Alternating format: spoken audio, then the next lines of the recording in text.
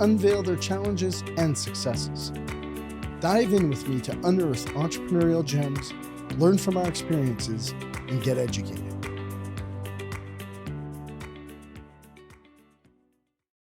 And everybody thinks about those things that I described in their business anyway. So why not just put a number to it and say, here's what I expect it to be. Here's what it is today. Here's how I'd like to improve it. And here's what I would love that metric to look like in the future. If my customer happiness is only a 40%, I know that's where I should be pointing my cannons. I got to be fixing customer happiness and finding out why they're unhappy. And so the metrics just tell me where to focus my effort. If I had really happy employees and really unhappy customers, then I'd put all my effort into fixing the customers. But if I had really happy customers and really unhappy employees, then I'd put my effort there, because if I don't, soon I'm going to have unhappy customers, right? And so right. These metrics, it's a balance. And I think when you've got just a few basic metrics that you're focused on, you're just actually kind of playing it almost like a symphony. You're just trying to make everything balance, and then you're just trying to improve things one day at a time. And the metrics just tell you what to improve. Yeah. The piece maybe I would add to that, because the advice is A, it's critical, and B, it is essential, to compete in the future of business. You have to understand your numbers. And I will say, so, I've given a lot of thought to this, and we're probably going to do a financial training for our listeners. It'll be free sometime in 2025 when I find some time to put that together. But I think we're going to probably offer that to our listeners. So, just keep that in mind, guys. But the other piece that I was thinking of was there's, some of the things that Mark is saying here, people might go, oh, well, customer service, like how do I do a survey and all that kind of stuff? Guys, like ChatGPT, it will help you with, you could jump on a ChatGPT and just say, hey, what are the 5 best customer survey tools that I could use in my, auto repair business? And they will probably pop up, specific auto repair, tools that you'll be able to, direct yourselves to start investigating, and you can, pay a nominal fee now. Like this technology is so available, and the price is coming down so quickly. So it's easy to scale inside your business. So that would be, another thing that I would just kind of top onto Mark's advice here is that this don't make this more complex than it needs to be. And Mark listed 10 pieces there, metrics that, to follow. And you don't have to do all 10 today. You just need to do one today. Like if you did one a month, you'd have this nailed in a year. And your business, you'd have a whole completely different perspective on your business. Yeah, absolutely. I think it really, the one thing I'll say is learning how to understand what the numbers tell you. It sounds scary, but it actually is probably the most exciting thing about business for everybody who once thought it was scary. I have taught thousands of companies how to budget over the years. And when they come into the room, you can see people are nervous. And, they've made a big step just to sign up for a budget workshop to learn how to create a budget for a business. And small business owners, 98% of small business owners don't create a budget. And so they're kind of guessing what's going to happen every day, every week, every month in the business. They know the business, and they know that there's a way to make money, and they understand that what they're doing is providing a service or a product to somebody who needs it. And they're doing that with some gross margin and ending up with some profit. They know that day to day. Everybody knows that. But not really just taking the time to understand exactly what that financial model needs to look like in a repeatable way is the most common problem. And I think as soon as you create a budget, you've solved that. And I've watched thousands of companies come into workshops feeling very nervous and then leaving saying, this is it? It's this easy? Yeah. It's 5 hours later and they say, wow, I thought this was complicated. This is so easy. And then for years, these people would come back every year. I did this for 10 years in 60 cities a year. And these people would come back year after year. And it was unbelievable to watch. The business would just get better and better and better and just keep growing and growing and growing, all because they just understood the foundational component, which is just the budget. And so for actual advice for anybody listening, if you don't have a budget, start there. Because once you have the budget, the metrics become second nature. You don't think of them as metrics anymore. It's just part of you. You understand the business differently. And now your relationship with the business is different. You're not afraid of it anymore. And I think most people have this fear around knowing what the business is doing, and that control of knowing and not really truly knowing makes people feel like they're out of control all the time as a small business owner. And there's like this gray area. And when that gray area is gone, I think you actually can become one with the business and actually truly know what the business needs. No different than being one with your stomach. When you're hungry, you eat, right? And the problem when you don't have a budget, you don't know what the business needs. And so you're always disconnected. You can't be one with the business. I'm going to say, guys, this extends to your home life, to your budget in your house. This extends to your kids. Teach them how to do their own little budgets. This is so critical. And I want to, so for the listeners that have not heard Mark, you could go back to last February is when we had our last conversation. And I'm going to recommend you should go back and you should listen to that because we talked about different stuff then. And Mark has some tremendous wisdom. But I also want to share one piece because it just kind of dawned on me as you were talking. It's you know this stuff and you're so intelligent and you've got so much experience. I think sometimes listeners forget, you, like myself, I'm not going to speak for Mark, but I can share, 15 years ago, you and I would pull up beside each other in our pickup trucks and, be shooting the shit in the middle of one of your projects or the farm or wherever it was. And we were 15 years younger. For me, I was way dumber, way less experience. This stuff evolves over time. And I want to make sure that guys, I'm giving you my perspective of knowing Mark. I mean, this is a guy that started his landscape company with a pickup truck and a wheelbarrow and a shovel.